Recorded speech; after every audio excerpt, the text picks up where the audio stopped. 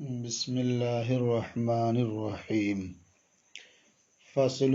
فی المطلق والمقید۔ یہ فصل ہے مطلق اور مقید کے بیان میں۔ یہ وصول الشاشی کا صفحہ نمبر 97 ہے اور کتاب کی یعنی کتاب اللہ سے متعلق جو بحث ہے اس کی دوسری فصل ہے۔ پہلی فصل میں آپ نے خاص اور عام کے بارے میں پڑھا اور اس دوسری فصل میں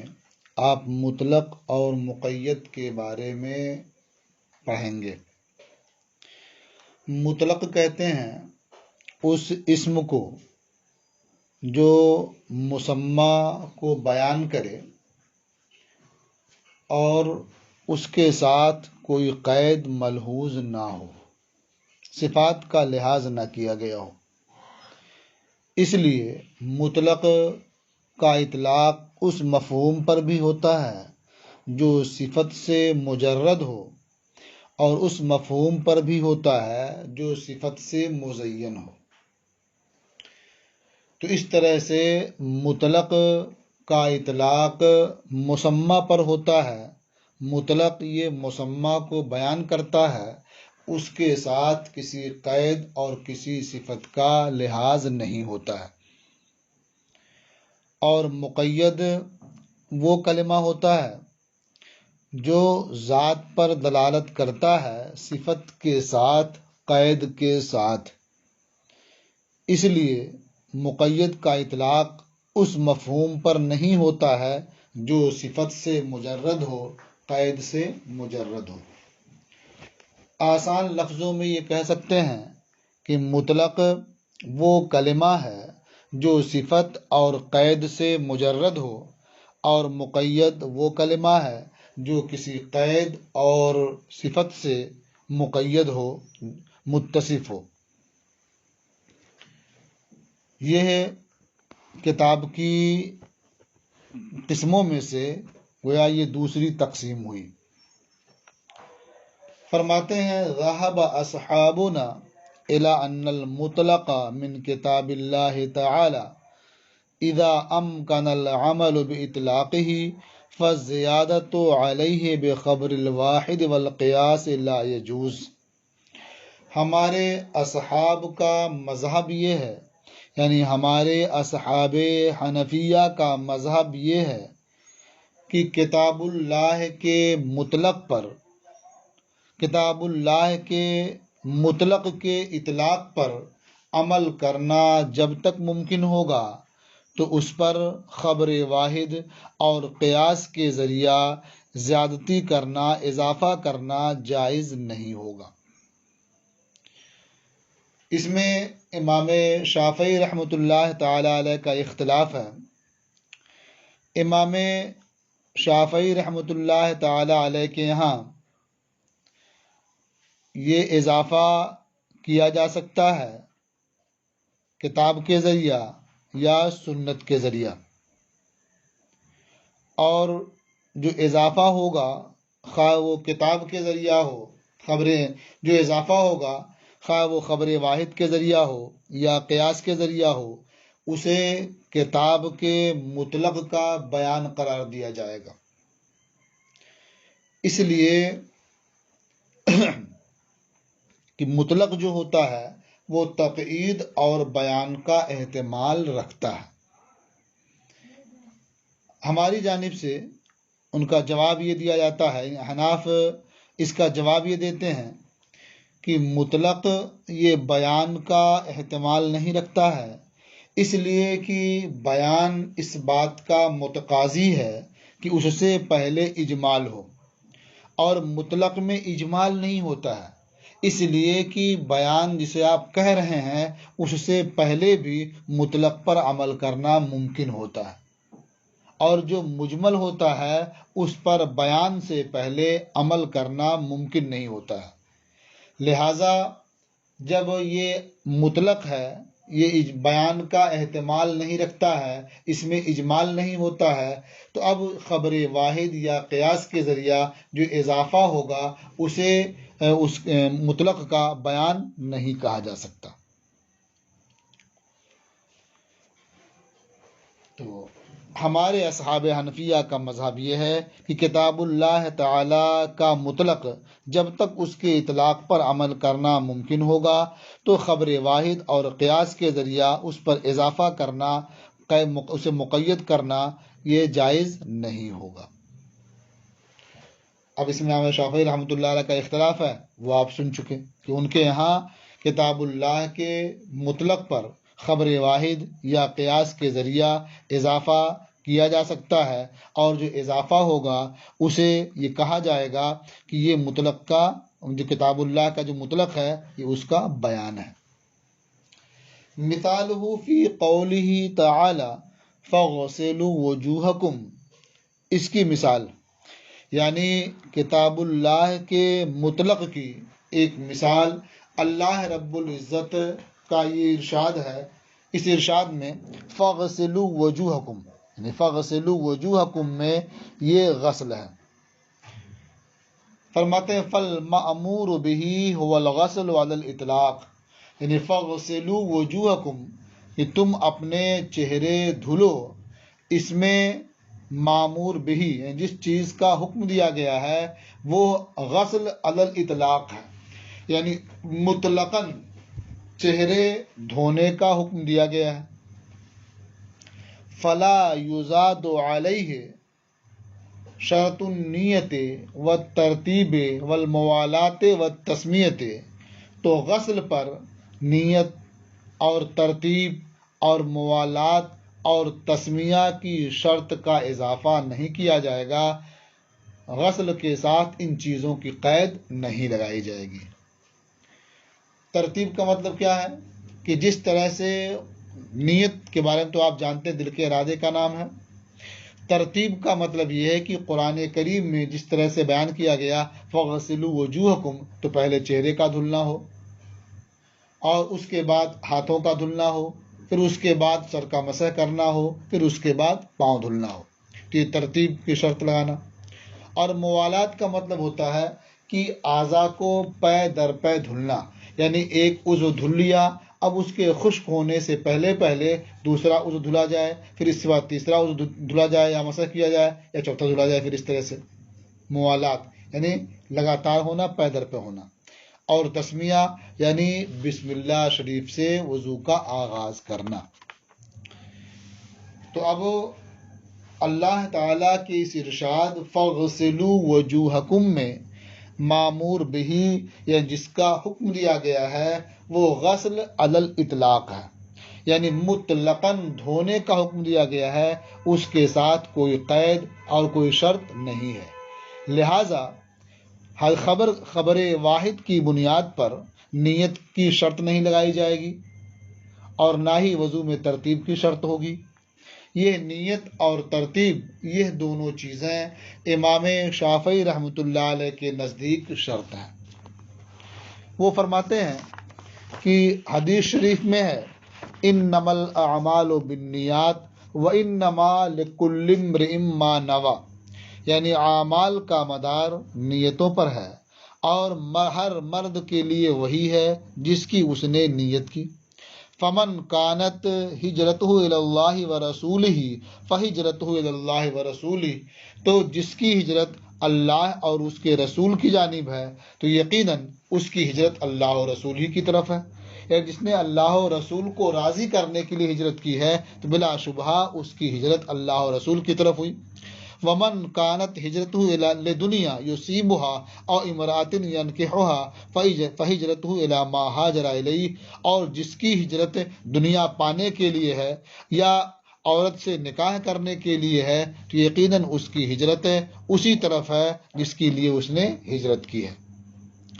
تو اس سے معلوم ہوا کہ اعمال کا مدار نیتوں پر ہے۔ وضو بھی ایک عمل ہے، جب تک نیت نہیں ہوگی وضو نہیں ہوگا۔ اسی طرح سے امام شافعی رحمۃ اللہ علیہ نے ترتیب کی شرط لگائی ہے، چونکہ حدیث شریف میں ہے کہ ھذا وضوء لا يقبل اللہ الصلاۃ الا بہ، یعنی ایک صحابی نے یا وضو کیا اور فرمایا کہ اس طرح سے اللہ کے رسول صلی اللہ تعالی علیہ وسلم وضو فرمایا کرتے تھے، اور اس کے بارے میں یہ ہے کہ یہ ایسا وضو ہے جس کے بغیر اللہ تعالی نماز قبول نہیں فرماتا ہے، اور وضو وہ مرتب تھا، یعنی جس ترتیب سے کتاب اللہ میں ذکر ہے اسی ترتیب سے وضو تھا، اور اسی کے بارے میں یہ فرمایا گیا کہ یہ ایسا وضو ہے جس کے بغیر اللہ نماز قبول نہیں فرماتا ہے۔ تو اس سے سمجھ میں آتا ہے کہ ترتیب بھی وضو میں شرط ہے۔ تو ان دونوں چیزوں کی شرط امام شافعی رحمۃ اللہ علیہ نے لگائی ہے، اور ہمارے نزدیک یہ دو چیزیں شرط نہیں ہیں، بغیر نیت کے بھی وضو ہو جاتا ہے اور بغیر ترتیب کے بھی وضو ہو جاتا ہے۔ یہ اور بات ہے کہ نیت بھی ہو اور ترتیب بھی ہو تو یہ بہتر ہے۔ نیت ہوگی وضو کرنے کی تو اسے اجر و ثواب ملے گا، اور نیت نہیں ہے ویسے ہی وضو کر لیا تو اس کا وضو ہو جائے گا، یعنی نماز ادا کرنے کے لیے جو طہارت شرط ہے وہ چیز پالی جائے گی۔ یہ اور بات ہے کہ وضو کرنے پر جو مستقل اجر و ثواب ہے وہ نیت نہ ہونے کی وجہ سے نہیں ملے گا۔ اور امام مالک رحمۃ اللہ تعالی علیہ نے موالات کی شرط لگائی ہے، موالات کی شرط لگائی، اس کی دلیل یہ یعنی اس کی دلیل یہ ہے کہ ایک شخص نے نماز ادا کی اور اس کے پاؤں میں تھوڑی چمک تھی، یعنی اس کا پاؤں بھیگا نہیں تھا، خشک تھا، اس لیے الگ معلوم ہو رہا تھا وہ۔ جب وہ نماز سے فارغ ہوا تو نبی کریم صلی اللہ تعالی علیہ وسلم نے اسے حکم دیا کہ تم دوبارہ وضو کرو اور دوبارہ نماز پڑھو۔ تو ظاہر بات ہے کہ اگر موالات ضروری نہ ہوتی تو حضور اسے فرماتے کہ اتنا حصہ باقی رہ گیا ہے، جا کر کے اسے دھل لو، لیکن حضور نے وضو کے اعادے کا حکم دیا، جو اس بات کو واضح کرتا ہے کہ وضو میں موالات ضروری ہے، پے در پے ہونا ضروری ہے۔ اور بعض فقہا نے تسمیہ کی بھی شرط لگائی ہے، ان کی دلیل یہ ہے کہ حدیث شریف میں ہے لا وضو لمن لم یذکر اسم اللہ علیہ، یعنی اس شخص کا وضو نہیں ہے جس نے وضو کرنے میں اللہ تعالیٰ کا نام نہیں لیا، بسم اللہ نہیں پڑھی۔ تو یہ چیزیں ہیں کہ فقہا نے خبر کے ذریعہ ان کا اضافہ کیا ہے، لیکن جو احناف کے نزدیک ضابطہ ہے کہ کتاب اللہ کے مطلق پر جب تک عمل کرنا ممکن ہے تو خبر واحد اور قیاس کے ذریعہ اس پر اضافہ نہیں ہوگا، تو اس آیت میں معمور بہی و غسل مطلقاً ہے اور اس پر عمل ہو سکتا ہے، اس لیے نیت، ترتیب، موالات اور تسمیہ وغیرہ کی شرط نہیں لگائی جائے گی خبر کے ذریعہ۔ ہاں، خبر میں یہ چیزیں وارد ہیں، اس لیے اس پر عمل کیا جائے گا وہ اس طور پر کہ کتاب اللہ کے حکم میں کسی طرح کی کوئی تبدیلی نہ ہونے پائے۔ تو پھر یہ کہا جائے گا کہ غسل مطلق یہ کتاب اللہ کی روح سے فرض ہے، اور نیت یہ خبر کی روح سے سنت ہے۔ تو اب یہ جو نیت ایک کا ذکر کر دیا گیا ہے، باقی ترتیب، موالات، تسمیہ یہ سب اسی میں آ جائیں گے، یعنی یہ ساری چیزیں خبر کی روح سے سنت ہیں، اور مطلقاً دھلنا یہ کتاب کی روح سے فرض ہے۔ ولیکن یعمل بالخبر علی وجہ لا یتغیر بہ حکم الکتاب، لیکن خبر پر عمل کیا جائے گا ایسے طریقے پر کہ جس سے کتاب کا حکم نہ بدلے۔ تو کہا جائے گا کہ غسل مطلق یہ فرض ہے کتاب کی روح سے، اور نیت یہ سنت ہے خبر کی روح سے۔ یہ ایک مثال ہوئی مطلق کی۔ ایک دوسری مثال پیش فرماتے ہیں، وَكَذَلِكَ قُلْنَا فِي قَوْلِهِ تَعَالَى الزَّانِيَةُ وَالزَّانِي فَاجْلِدُوا كُلَّ وَاحِدٍ مِّنْهُمَا 100 جلدہ۔ اللہ تعالیٰ نے فرمایا کہ زانیہ اور زانی ان میں سے ہر ایک کو 100 کوڑے مارو۔ تو اللہ تعالیٰ کے اس ارشاد میں جلد 100 یعنی 100 کوڑا مارنے کو زنا کی حد قرار دیا گیا۔ 100 کوڑا مارنا یہ زنا کی حد ہے، اور ایک حدیث میں ہے کہ البکرو بالبکر جلد و مئتن و تغریب و عامن، یعنی جب غیر شادی شدہ سے زنا کے مرتکب ہوں تو 100 کوڑا مارنا ہے اور 1 سال شہر بدر کرنا ہے۔ تو اس سے یہ معلوم ہوتا ہے کہ زنا کی حد صرف کوڑا مارنا نہیں ہے، بلکہ اس کے ساتھ ساتھ 1 سال شہر بدر کرنا بھی ہے۔ اور کتاب سے یہ معلوم ہوتا ہے کہ صرف کوڑا مارنا ہی یہ زنا کی حد ہے۔ تو اب اگر تغریب عام کا اضافہ کر دیا جائے تو جو کتاب کا حکم ہے وہ بدل جائے گا، اس لیے یہاں تغریب عام کا اضافہ نہیں کیا جائے گا۔ لیکن چونکہ حدیث میں وارد ہے، اس لیے اس پر اس انداز سے عمل کیا جائے گا کہ کتاب کے حکم میں کوئی تبدیلی نہ ہونے پائے۔ تو یہ کہا جائے گا کہ یہ کوڑا مارنا حد شرعی ہے کتاب کی روح سے، یعنی شرع نے جو حد مقرر کی ہے وہ کوڑا مارنا ہی ہے۔ رہ گیا مسئلہ 1 سال کے لیے شہر بدر کرنے کا، آبادی سے نکال کر کے باہر کر دینے کا، تو یہ مشروع ہے، یعنی یہ جائز ہے اور امام اور حاکم کے سپرد ہے سیاستاً۔ یعنی اگر وہ یہ سمجھیں کہ شہر بدر کرنا ضروری ہے تو وہ شہر بدر کر سکتے ہیں، خبر کی روح سے انہیں اس کی اجازت ہے۔ تو عمل دونوں پر ہوا، کتاب پر بھی اور خبر پر بھی، لیکن دونوں کی جہتیں الگ الگ ہیں۔ حد جو ہے شرعاً وہ 100 کوڑا مارنا ہے، اور شہر بدر کرنا یہ خبر کی روح سے سیاستاً مشروع ہے، جائز ہے۔ حاکم اور امام جو ہوں وہ اگر اس کی ضرورت محسوس کریں تو یہ بھی کر سکتے ہیں۔ اب یہاں ایک مسئلہ یہ ہے کہ الزانیۃ والزانی میں مراد لیا گیا کہ جو شادی شدہ ہیں، جو غیر شادی شدہ ہیں، اس لیے کہ جو شادی شدہ ہیں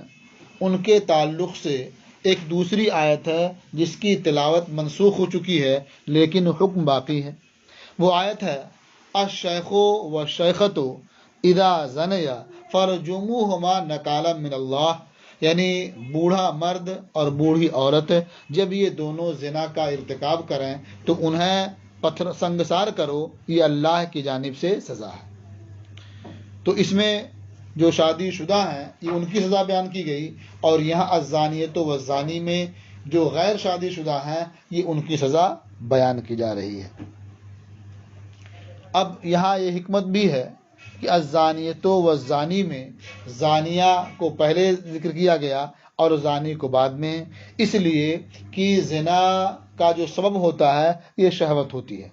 اور شہوت مردوں کی بنسبت عورتوں میں زیادہ ہوتی ہے، اس لیے الزانیہ کو مقدم رکھا۔ اور السارق والسارقۃ والے مسئلے میں چور کا ذکر پہلے ہوا، اس لیے کہ چوری کا جو سبب ہوتا ہے وہ جرأت اور ہمت ہے۔ جرأت اور ہمت نہ ہو تو آدمی چوری نہیں کر سکتا ہے، اور ظاہر ہے کہ جرأت و ہمت اور بہادری یہ مرد میں زیادہ ہوتی ہے عورت کی بنسبت، اس لیے وہاں سارق کو مقدم کیا گیا۔ دیکھیں وَكَذَلِكَ قُلْنَا فِي قَوْلِهِ تَعَالَى، اور یوں ہی ہم نے اللہ تعالیٰ کے ارشاد الزانیۃ والزانی فَاجْلِدُوا كُلَّ وَاحِدٍ مِّنْهُمَا مِئَةَ جلدہ میں کہا ان الکتاب جعل جلد المئة حدا للزنا فلا يزاد عليه التغریب حدا لقوله علیہ السلام البکر بالبکر جلد مئة وتغریب عام، کہ کتاب نے 100 کوڑا مارنے کو زنا کی حد قرار دیا ہے، تو اب اس پر حد کے طور پر شہر بدر کرنے کا اضافہ نہیں کیا جائے گا، نبی کریم علیہ السلام کے اس ارشاد کی وجہ سے کہ البکر بالبکر جلد مئتن و تغریب عام، کہ جب غیر شادی شدہ مرد غیر شادی شدہ عورت سے زنا کرے تو 100 کوڑا مارنا زنا کی سزا ہے، اور 1 سال کے لیے شہر سے باہر کر دینا، شہر بدر کر دینا۔ تو اضافہ نہیں کرے گا، بل یعمل بالخبر علی وجہ لا یتغیر به حکم الکتاب، بلکہ خبر پر عمل کیا جائے گا ایسے طریقے پر کہ جس سے کتاب کے حکم میں کوئی تبدیلی نہ ہونے پائے۔ فیکون الجلد حدا شرعیہ، تو کوڑا مارنا یہ شرعی حد ہوگی کتاب کی روح سے، والتغریب مشروعا سیاستاً بحکم الخبر، اور شہر بدر کرنا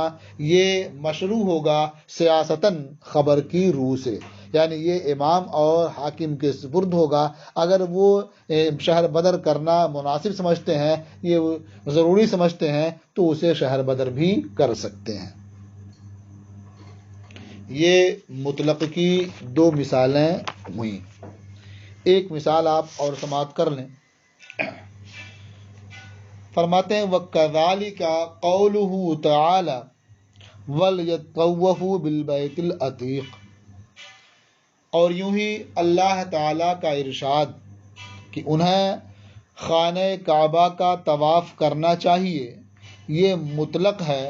طواف بیت کے مسمى میں، یعنی طواف کا مطلقاً حکم دیا گیا ہے، تو طواف نام ہے چکر لگانے کا، طواف بیت نام ہوا خانہ کعبہ کے گرد چکر لگانے کا۔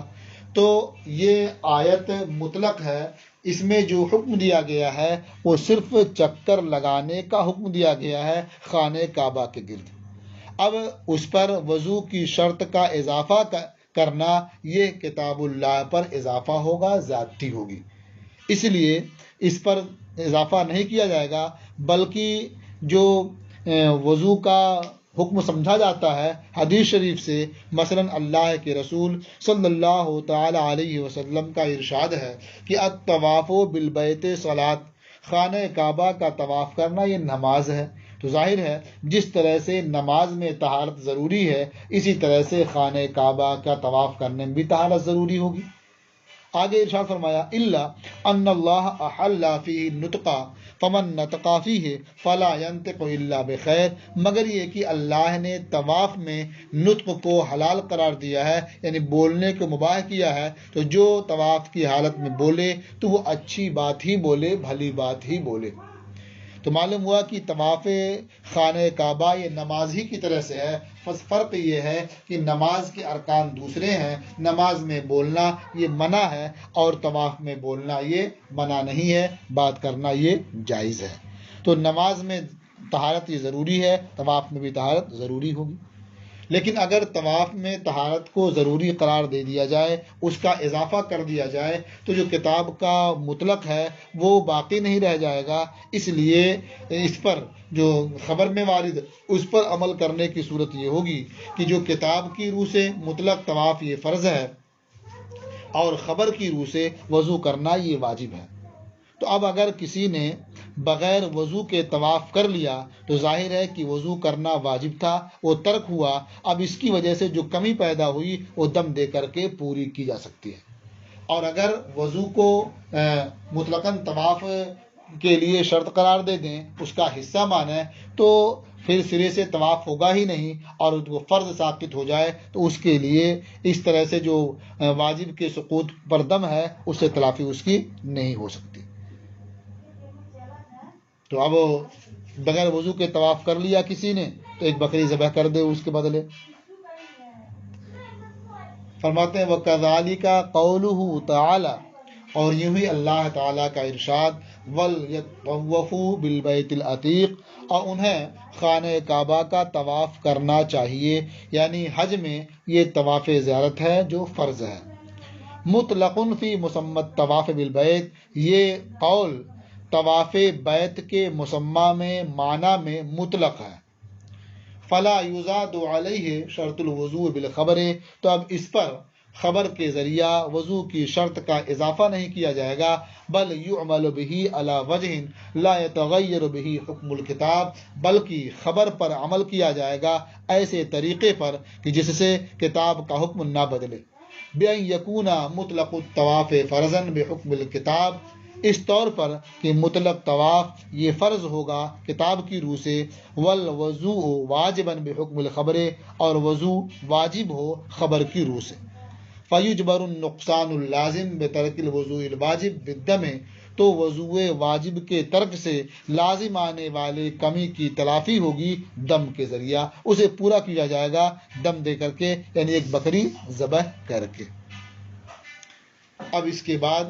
ایک اور مثال یہ پیش کرتے ہیں، پھر اس پر کچھ احکام بیان فرماتے ہیں جو انشاءاللہ آپ کل سماعت فرمائیں گے۔